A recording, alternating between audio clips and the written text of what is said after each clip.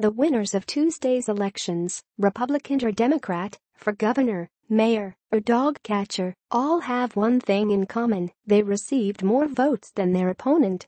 That seems like a pretty fair way to run an electoral race, which is why every election in America uses it, except the most important one of all.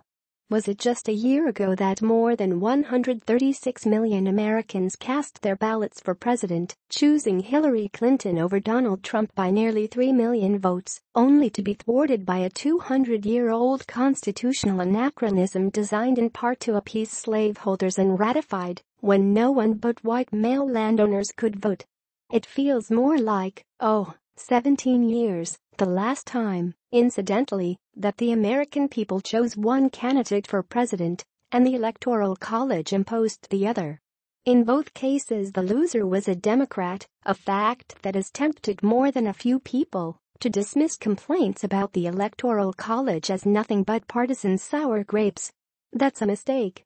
For one thing, Republicans nearly suffered the same fate in 2004. A switch of just 60,000 votes in Ohio would have awarded the White House to John Kerry, who lost the national popular vote by roughly the same margin as Mr. Trump. More important, decades of polling have found that Americans of all stripes would prefer that the president be chosen directly by the people and not by 538 party functionaries 6 weeks after Election Day. President Trump agrees, or at least he used to. In 2012, when he thought Barack Obama would lose the popular vote but still retake the White House, he called the Electoral College a disaster for a democracy.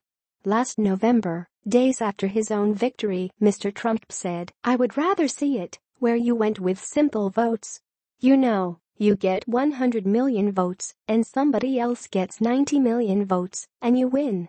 There's a reason for doing this, because it brings all the states into play."